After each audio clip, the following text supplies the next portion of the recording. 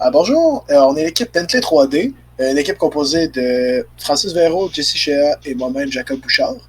Donc, notre mandat, en fait, était simple. C'était un mandat qui nous a été donné par Bentley 3D, par Bentley, une compagnie qui spécialise vraiment en solutions vendues à des compagnies, des solutions d'inspection surtout. Euh, dans tout leur lot de solutions, ils ont un produit, en fait, qui sert à naviguer dans des modèles 3D. Donc, des modèles qu'eux ont construits ou des modèles déjà construits par le client.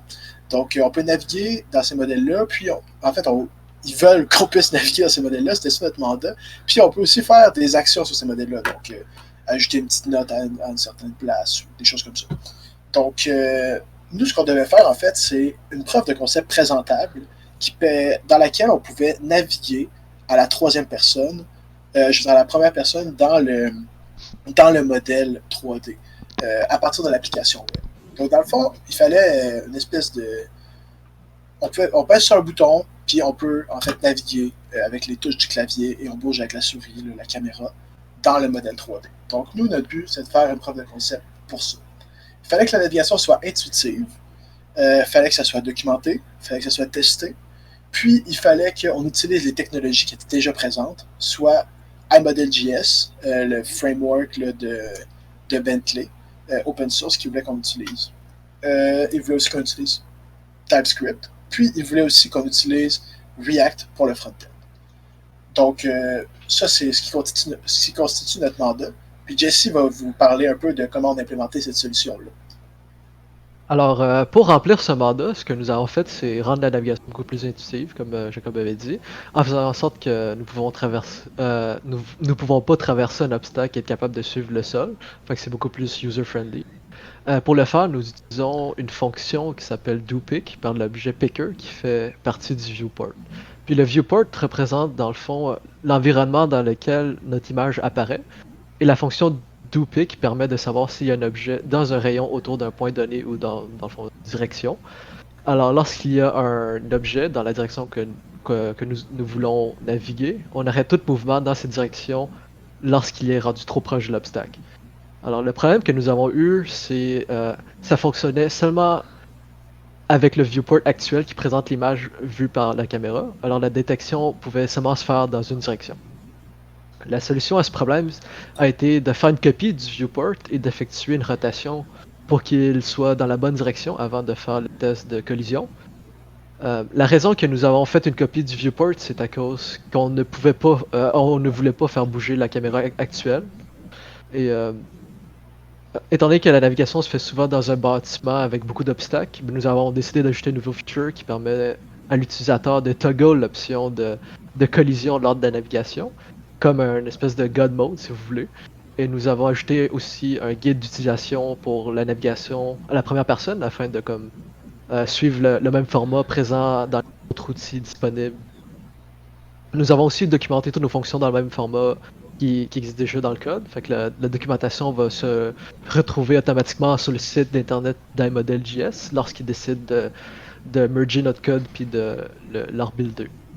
Nous l'avons aussi rendu un peu plus modulaire et nous avons fait un petit refactor plus clean code pour ce qui concerne du View First Person Tool. Et pour ce qui est de ces changements-là, nous sommes aussi que le code soit conforme aux normes du reste du projet.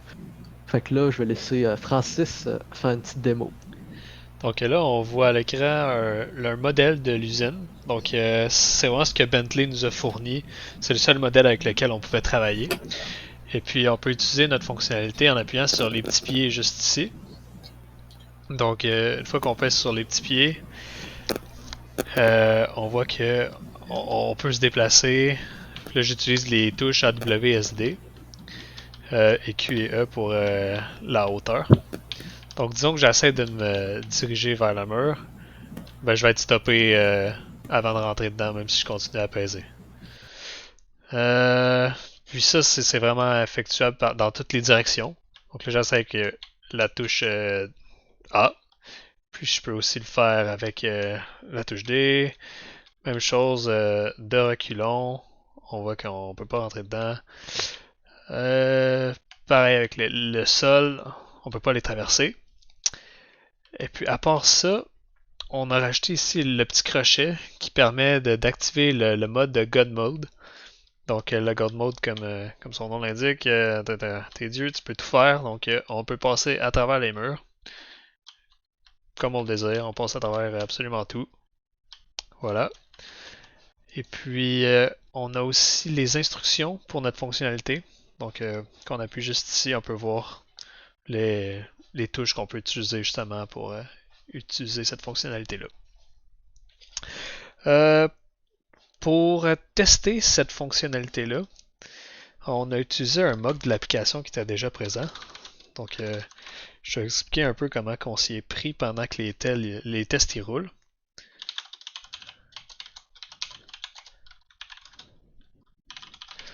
Donc, comme j'ai dit, on a utilisé un mock de l'application qui était déjà présent, qui était déjà utilisé dans différents tests de l'application. Et puis, on y rajoute seulement notre outil, plus d'autres composantes que l'outil a besoin justement pour fonctionner adéquatement avec notre outil. Et puis là, on est capable d'indiquer, disons, on va mettre la caméra au point 000, et puis on va mettre un obstacle au point 00100 dans ma caméra, puis là, on va appuyer sur W, puis on va pouvoir vérifier si on détecte une collision ou non. Donc, on peut voir le format des tests, c'est vraiment ça ici, là. Donc, on ajuste l'obstacle, on effectue un mouvement, puis on vérifie à l'aide d'un spy s'il y a eu collision ou non. Donc, on va pouvoir voir le résultat des tests ici. On a environ implémenté une quarantaine de tests de taille moyenne, puisque comme vous avez pu voir, la fonctionnalité qu'on avait implémentée, c'est quand même de haut niveau. Donc, c'est dur à tester avec des petits tests. Donc, ça, c'est le résultat de nos tests. Je vais laisser la parole à Jacob pour qu'il fasse un petit récapitulatif de tout ça. Bon, ben, salut. Dans le fond, là, je vais vous faire un petit. Ben, je vais vous parler un peu de nos bons et de nos mauvais coups, là, puis de ce qu'on a appris vraiment dans ce projet-là, puis les conclusions qu'on en a tirées, en fait. Donc, vraiment, on pourrait dire qu'on a deux bons coups principaux, là. Le premier étant, puisque Francis vient de vous parler, les tests. À savoir qu'il n'y avait aucun outil, en fait, de l'application qui était testé avant.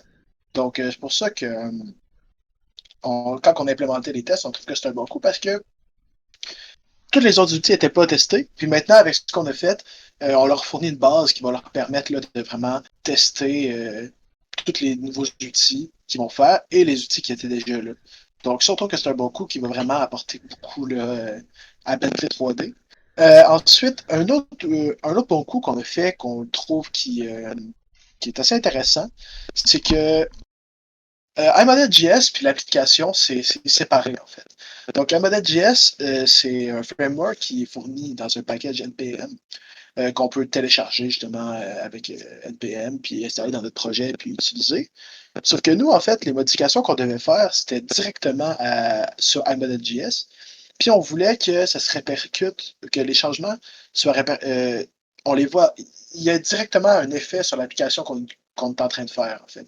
Donc, ce qu'on a fait, c'est qu'on a fait une copie locale de iModel.js, puis on l'a importé dans notre application, puis on a linké, dans le fond, notre application avec la version locale de iModel.js pour permettre d'avoir un flow de tests puis un flow de développement local au complet, en fait. Donc, on n'utilise plus le package NPM qui est sur Internet. Ça nous permet vraiment de faire nos changements, rebuilder, puis réutiliser, puis voir l'effet de notre code directement dans notre application. Puis ça, c'est quelque chose qui n'existe pas, en fait, en ce moment dans, dans l'application fournie par le client. Donc, on croit vraiment que c'est quelque chose qui va ajouter une grosse. Qui est vraiment un bon coup parce que ça va vraiment les aider à développer plus vite, justement. Donc, on a tiré aussi des conclusions dans ce projet-là. Mais la première, c'est que il n'y a rien qui bat un petit peu de communication. Parce qu'au début, on a eu des petits problèmes de communication avec le client, tout le monde de l'équipe. Puis, on en a parlé, puis ça s'est réglé, puis ça a vraiment permis d'avancer plus rapidement, plus facilement, puis de façon plus fun aussi dans le projet. Donc, c'est un petit peu de communication, là, la communication, là, c'est très important.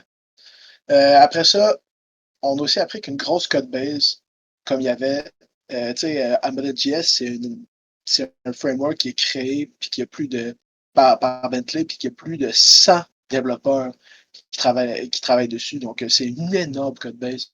C'est impossible de tout savoir ce qu'il y a là-dedans. Fait que là, nous, il fallait se faire une petite idée rapidement. On n'avait pas beaucoup de temps pour développer. Puis ça a été vraiment un gros travail.